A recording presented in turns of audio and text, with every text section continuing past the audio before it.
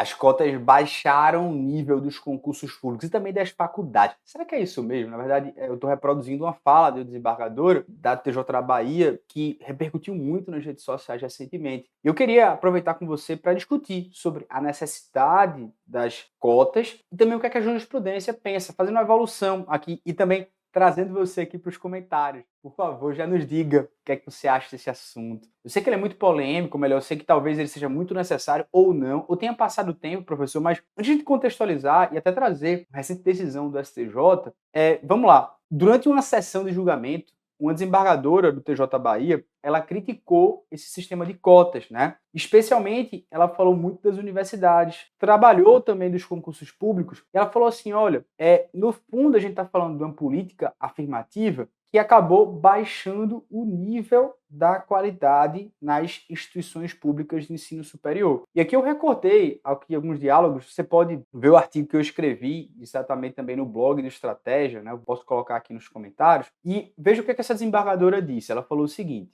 primeiro, esse sistema de cotas, ele veio mais para dividir do que unir a população. Então é como se ela dissesse o seguinte, olha, isso está sendo um fator de represália, um fator que não veio trazer melhorias e, consequentemente, não está agregando e se desagregando. Professor, com base em que ela disse isso? Calma, eu estou primeiro dizendo as afirmações, se você quiser já pode discutir aqui. Segundo, ela falou o seguinte, olha, a declaração sobre a queda de qualidade. Então, primeiro, ela falou o seguinte, nas universidades públicas está tendo um certo desnível, que eram tops, ela usa essa expressão mesmo, né? Inclusive os colegas nos comentários do post começaram a falar sobre... os comentários retratam muito também uma divisão do que cada um acha, e por isso que eu quero que você fale aqui nos comentários. Olha, as universidades públicas eram tops, hoje em dia já não é tanto, porque todos os professores estão comentando o desnível, a falta de qualidade do estudante. Aqui é como se ela quisesse dizer o seguinte, que as pessoas que entram por cotas, elas são pessoas que não têm a mesma qualidade, conhecimento, sapiência, vamos dizer assim, da pessoa que não entra por cota. É como se ela quisesse dizer o seguinte, a pessoa que tirou 90 para passar no concurso público, diferentemente da pessoa que tirou 70, ela sabe mais, essa aqui sabe menos, né? E, consequentemente, isso aqui tem puxado o ensino público para menor. Essa é a ideia. Terceiro ponto, acabou que ela houve, de certo modo, uma negação também das cotas, como até como uma solução para essa dívida histórica. Ela falou assim, eu acho que nós temos sim uma grande dívida com os negros, mas não é por aí que se paga, né? E até eu faço uma parêntese aqui, porque tem um documentário muito bom, e eu indico para vocês, que chama Explicando, no Netflix, né?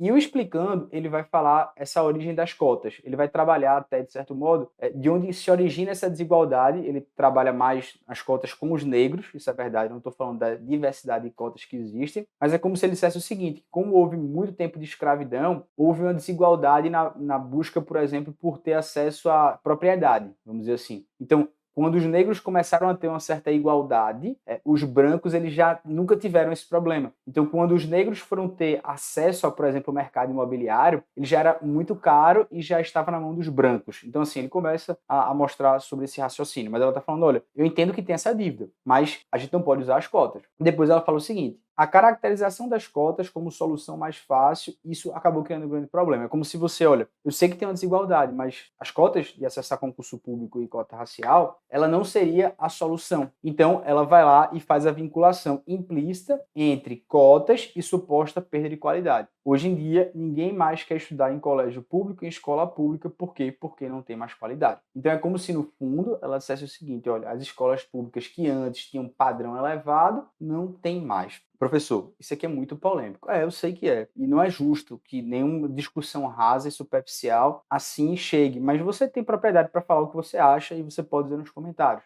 Trazendo aqui no ponto de vista de concurso público, né?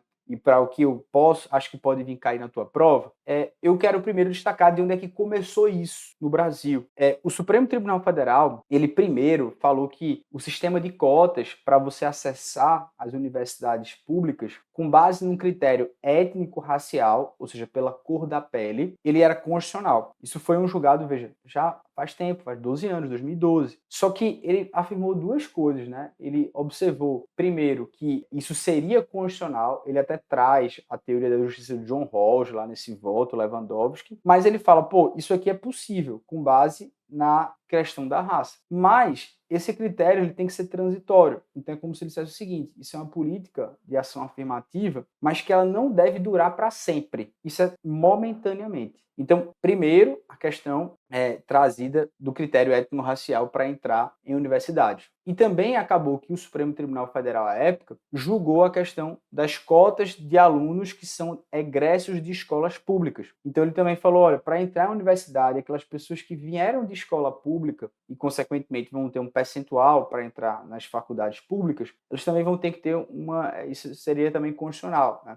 Porque é como se eles dissessem que as pessoas de escolas públicas não tiveram melhores acessos do que as pessoas que estão em escolas particulares e, consequentemente, vou deixar um percentual para eles, já que as escolas públicas você não paga, né? Então, esse é o raciocínio desde 2012. O curioso é que a gente tem que reconhecer que, diversamente do que a gente se propaga sobre as ações afirmativas, elas não começaram nos Estados Unidos, né? Assim, segundo a ideia aqui, ela começa no direito indiano, né?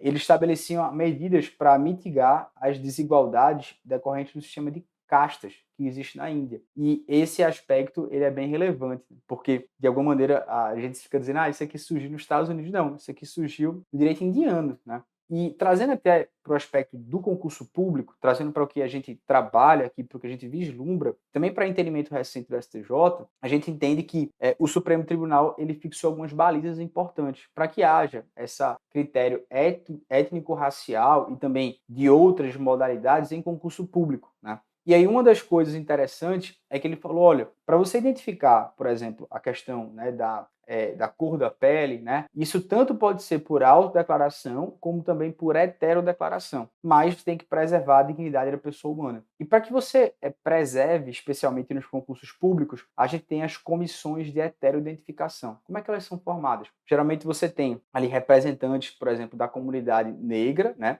e de várias, enfim, vários segmentos da sociedade civil mesmo, que vão reconhecer que aquela pessoa faz parte daquele, enfim, daquele critério racial, não somente por causa da autodeclaração que ela fez, mas também pela essa heterodeclaração. Ou seja, eles vão olhar, isso é muito comum, você tem que ter sinais fenótipos, né? E esse, claro, isso aí cabe vocês julgarem também, porque eu já escutei falar de pessoas que falam que, e se você já passou por uma situação difícil, comenta aqui nos comentários, né? Porque teve gente que falou, pô, eu fui reprovado em uma comissão da CESP, por exemplo, num concurso, e fui aprovado em outro. Então, qual é o critério, né, para que se eu sou negro ou não, por exemplo? E isso é importante debater isso. É importante, porque o STJ ele tem uma jurisprudência que meio que diz que praticamente, às vezes, digamos assim, a voz da comissão de heteroidentificação, ela não pode ser combatida através de um mandado de segurança, por exemplo. Não estou dizendo que não cabe uma ação anulatória, estou falando na jurisprudência, né? Mas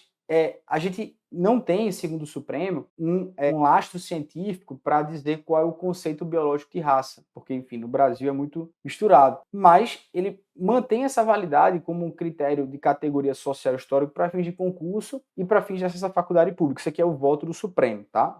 Para que vocês também saibam onde eu estou partindo. Mas a grande questão onde eu quero chegar é justamente por esse entendimento recente do STJ, que foi divulgado agora. Assim, eu estou conversando com os senhores, foi divulgado exatamente no informativo 836 do STJ de 10 de dezembro de 2024. Um entendimento que eu acho que é bem relevante. Por quê? Porque ele trata sobre os concursos públicos, em que você faz o concurso numa vaga para candidatos negros, esse caso aqui, e o cara diz, olha, eu sou negro, mas a comissão de heteroidentificação elimina o cara. Fala, não, você não é negro. Você não é. E a grande questão é o seguinte, o que o STJ decidiu era que é como se a lei, de maneira geral, ela prevê o seguinte, se o cara diz que é negro e chega a comissão e diz você não é negro, é como se ela estivesse presumindo uma má-fé do cara, que preencheu algo que ele não é. Então, por isso, tem-se o costume atualmente de eliminar os candidatos que preencham a declaração dizendo eu sou negro, mas que venha uma comissão de identificação depois e diz você não é. E isso já aconteceu, eu vou ser bem sincero, de pessoas terem,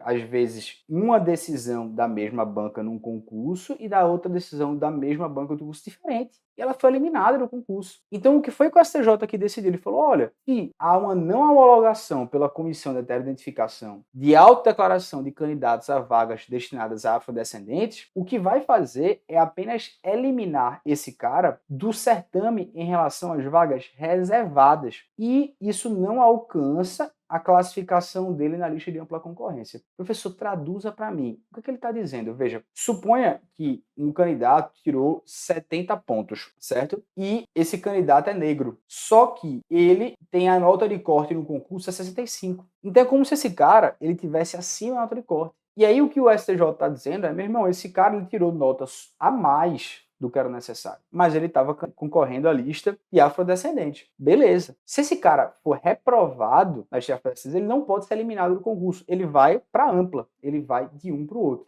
Então, isso aqui é somente para vocês perceberem o entendimento do STJ. Obviamente, eu quero escutar a opinião de vocês, né? Se, primeiro, vocês acham que é razoável as cotas em universidades, em concurso público. Que tipo de cota você também acha? Isso é uma discussão que a gente tem que ter. Qual a cota, né? Ou seja, a cota é para quê? Né? A cota é para quem? Né? E que tempo é esse? Quanto é o tempo necessário? Porque recentemente a gente teve até essa postergação, né? O Supremo Tribunal Federal decidiu, e aí fez até que o Congresso decida, a gente vai postergar os efeitos da lei que existe de cotas. Bom, eu sei que é um tema quente, eu sei que também é um tema que traz atrocidades nos concursos públicos, feito essa, e eu quero escutar vocês, de verdade, quero ver o que vocês acham. Mas somente para contextualizar aqui e trazer o tema à discussão. Um grande abraço, espero que você tenha gostado. Comenta aí se você quer que a gente continue fazendo mais explicações feito essa. Um grande abraço.